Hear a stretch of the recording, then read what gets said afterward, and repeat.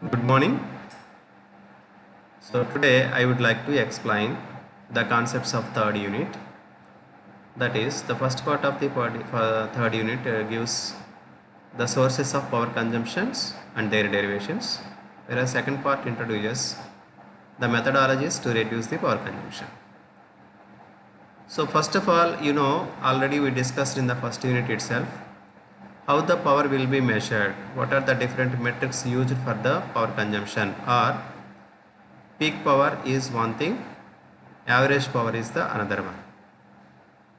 Why? Because what is the necessity of using two different types of metrics are generally in the battery operated devices case the average power metric is considered. In other cases the peak power metric is used.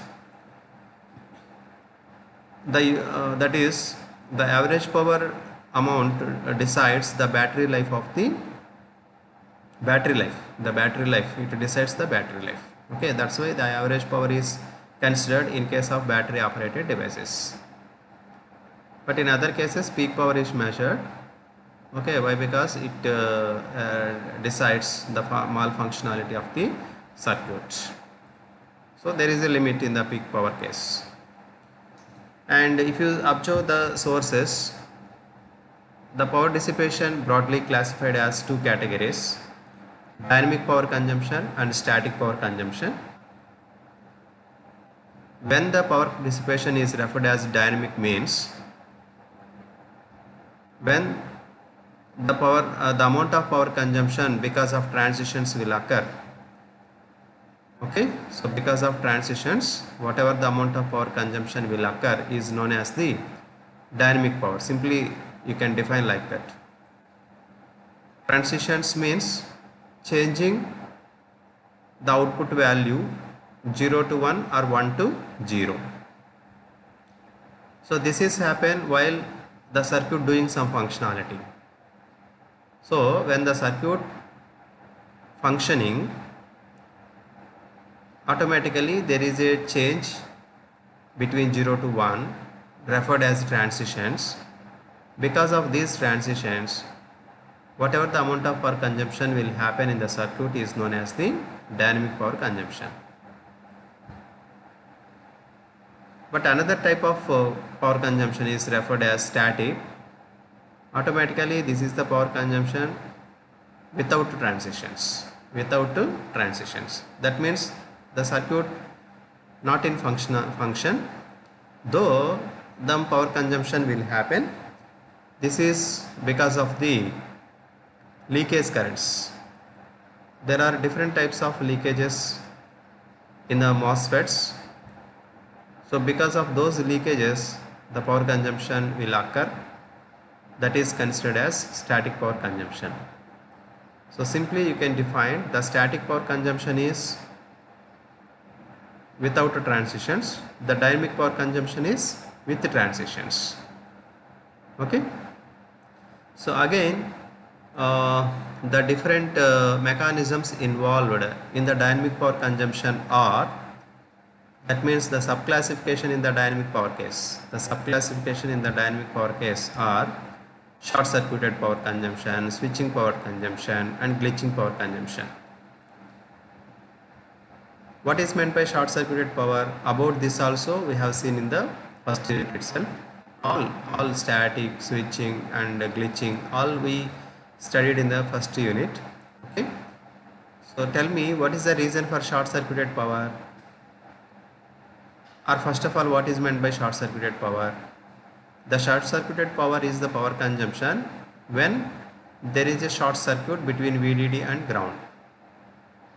That means both the transistors, both the NMOS and PMOS transistors in on, then only the short circuited will occur between the power rails, so that the maximum current flow you can observe between VDD and ground directly. So that is known as the, because of that current, the power consumption whatever happen is known as the short circuited power consumption. But in CMOS case, one is the PMOS transistor and another one is NMOS transistor. With reference to any input, that is either 0 or 1, only one of the transistor is in on, not both. Never both the transistors simultaneously on. But still the short circuited will occur. How? Why? Because this is happen during the transition. Transition means, already said, changing the value 0 to 1 or 1 to 0. With reference to this transistor, what happens? One MOS transistor goes from on state to off state, another MOS transistor goes from off state to on state. But there is a finite time period. In that time period, both these transistors are fully on. In other cases, partially on, like that. So therefore, the transition period decides the amount of the short circuited power, or the transition is the responsible for the short circuited power. Next, another type of power is switching power dissipation.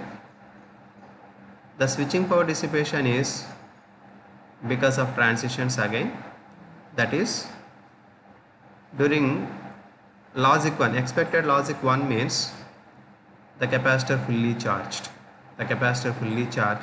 The charging action of capacitor is through PMOS transistor. From VDD through PMOS transistor, the capacitor charges. Similarly, expecting the output value 0 means the capacitor is fully discharged. How it will discharge? Through the NMOS transistor to ground. So during charging and discharging, the power consumption will happen.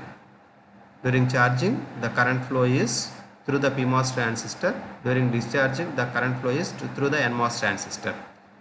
So while charging a capacitor, while discharging a capacitor, there must be a power dissipation, that is referred as the switching power dissipation.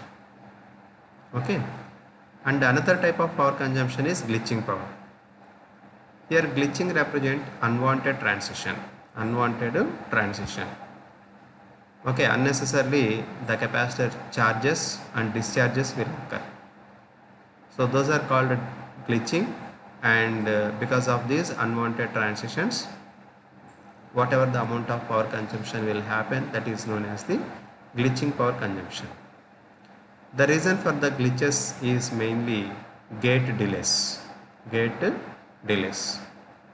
Okay, so that is the these are the different mechanisms in the dynamic power case. Coming to static power dissipation, I said already, the static power consumption because of leakages. The static power consumption is because of leakages. In MOS transistors, you can identify 7 different types of leakage currents. All are responsible for the static power dissipation. Okay. The detail of this leakage currents you can see in later classes. Now let me see the derivation. Let me discuss, or let me derive the equation for the short circuited power dissipation. Okay, so for that, let us consider a CMOS inverter circuit shown in this slide, and the input waveform showing the transition periods, both rising period and falling periods. Corresponding output also represented. Okay, so with reference to this, when the input voltage is greater than the threshold voltage of NMOS and less than the VDD minus VTP of PMOS, both the transistors, there is a chance of both the transistors are in on. So that that period is broadly represented like this. This is the input waveform showing both rising and falling periods. And if the input is greater than VTN but less than the VDD minus VTP, during this period, chance of both the transistors are in on, so that the current will flow. In the second diagram, in the second waveform, the current magnitude will represented, but the current magnitude is maximum at middle of this transition, both at falling and rising periods. Okay. Now assume some conditions like the beta values of both transistors are equal and the magnitudes of both the threshold, both the transistor threshold voltages are equal, and assume tau r equal to tau f equal to tau. Under no load case, the average current, the mean short circuit current is, the current is considered as average current, that is I mean divided by 2, or I mean equal to 2 times of how much current we can expect by taking the integral under this curve, that is integral of t1 to t2 I of t dt plus integral of t2 to t3 I of 2 dt whole divided by time period t. By applying the symmetry, we can write the above equation as I mean equal to 4 by t into integral of t1 to t2 I of t dt. But you know, the saturation current of transistor is given as I of t equal to beta by 2 into VGS minus VT whole square. But here the VGS is the input voltage, that is Vin of t.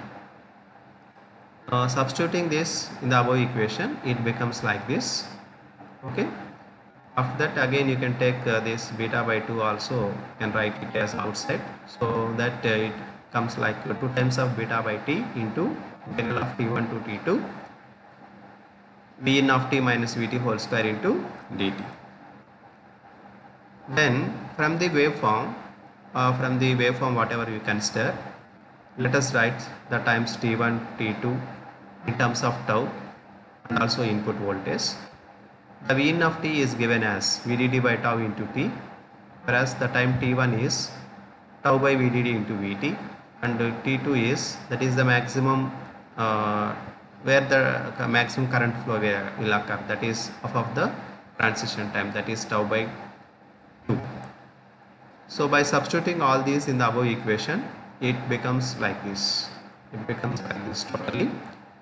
It is 2 beta by t, not 2, it is 2 beta by t. Okay, apply the limits also. T1 is like this, T2 is like this, and all the parameters you substitute.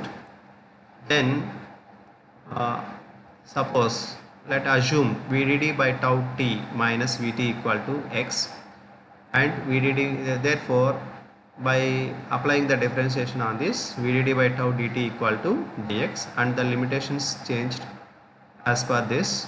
The I mean you can express as 2 beta by capital T into integral of 0 to Vdd by 2 minus Vt into x square into tau by Vdd into dx.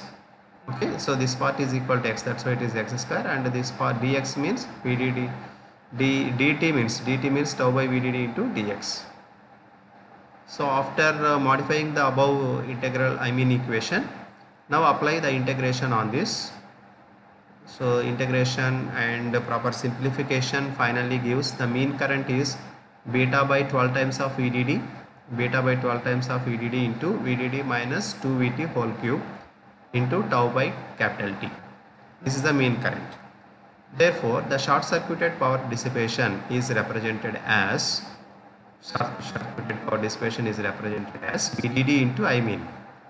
So substitute I mean value, so that the power dissipation is beta by 12 into Vdd minus 2 times of Vt whole cube into tau into inverse of T is f.